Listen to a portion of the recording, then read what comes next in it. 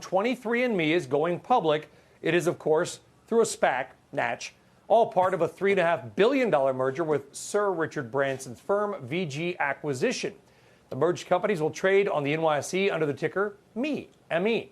The DNA testing market has slowed down a bit, but 23andMe has pivoted to therapeutics with more than 30 programs in process.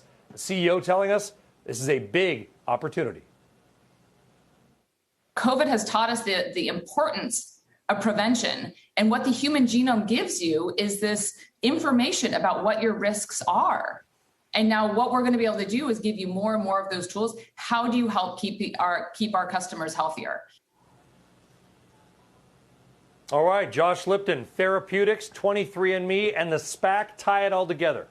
Yeah, so here's a question, Brian. What do Shaq, Wilbur Ross, and Bill Ackman all have in common? They are all looking to apparently strike deals to their SPACs. I think that is one reason my buddy Jim Cramer was saying today on CNBC. Jim saying he understands the trends, understands the themes, but maybe this is starting to feel a little bit like fantasy football to him.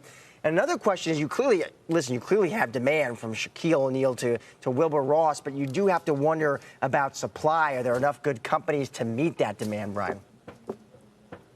I thought the answer to that question was going to be they're all really rich, because you need big names in these SPACs for them to succeed. They certainly do, and you've got Richard Branson. You can add that name to the list. And I think the real opportunity seems to be in all of the genome data that 23andMe has been able to collect over the last 5 to 10 years, data it can now use to study and develop potential therapeutics. You were just saying it has about 30 therapeutic programs currently in progress. And when you look at biotechnology, the industry, some of the hottest buzzwords right now are gene editing, which you have CRISPR therapeutics playing a big role there, mRNA when it comes to this COVID vaccine. So maybe there's a role for 23andMe to play there in gene therapy and editing in general.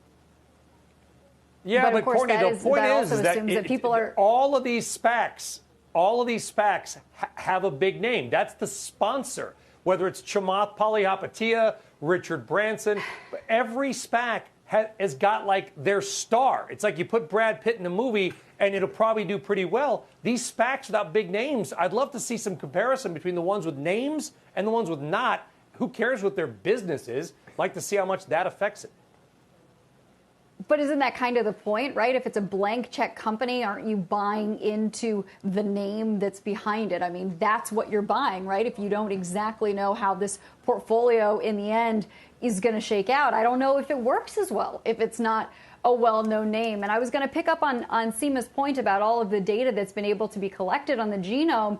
And yes, they have collected a lot of it, but I also think, of course, we haven't even mentioned the word privacy yet in any of this. And I know they're going to anonymize the data as they try to develop these therapeutics, which is important. But I think as more of us understand a little bit more of what goes on to this, there is some more reluctance. I know when I thought about doing some of this, I actually did the Ancestry instead of 23andMe. Part of it was I wasn't sure if I wanted my data a part of the subset. I also didn't know if I wanted to know what I had a possible genetic propensity towards. Maybe it's just better if I don't. So you have to continue to have users submit that information to make this valuable.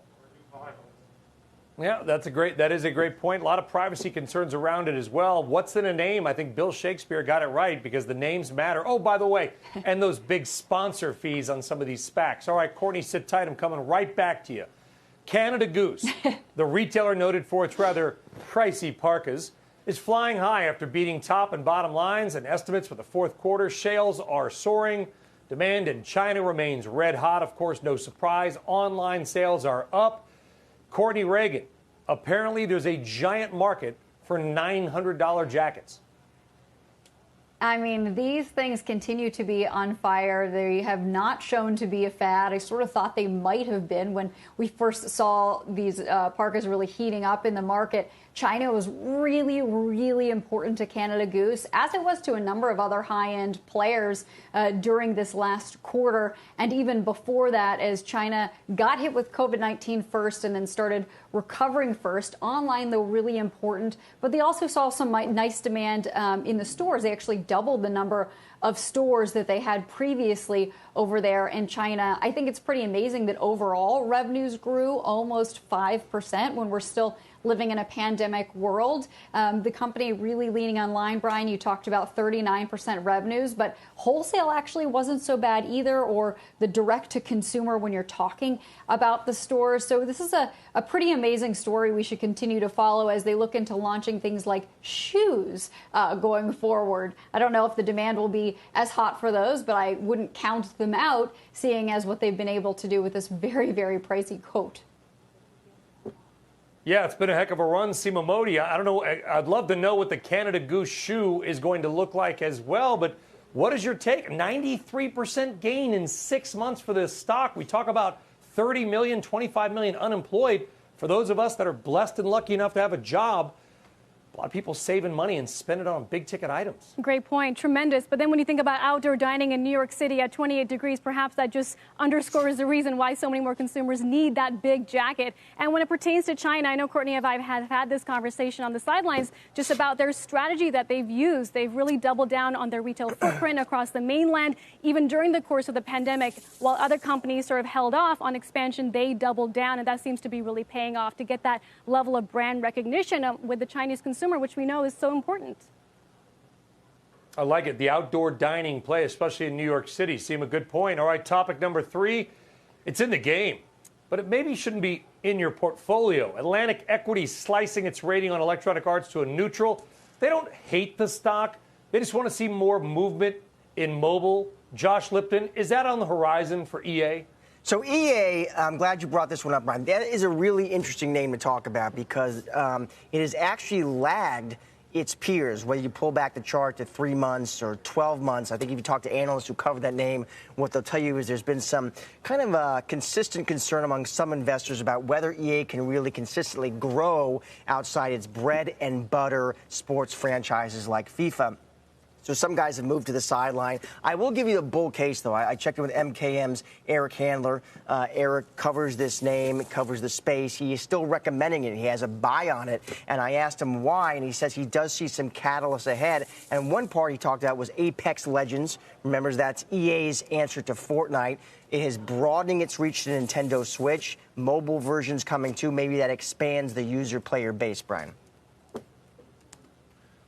Yeah, it's been that way, and certainly the video game trade. I guess it goes, Courtney, to a broader, the stay-at-home, the work-from-home route. I mean, there's not a lot to do. A lot of kids in this remote learning, your class days are maybe an hour or two long over Zoom, and activity is going to pop either way.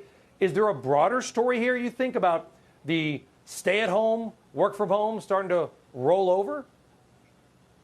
It seems pretty, I don't know, it seems pretty clear to me that there's some white space here. If you come out with some new and exciting games like the college football game that they at least confirmed to ESPN that they are going to roll out after some rumors. I mean, the kids got extra time on their hands. You can't go anywhere. It's pretty cold outside in a lot of the country with snow on the ground. So it looks like there could be some opportunity here for EA and for others, though. I mean, it's not just a single company game, as Josh has pointed out, with the shares lagging behind some competitors for some time. Shepard Smith here. Thanks for watching CNBC on YouTube.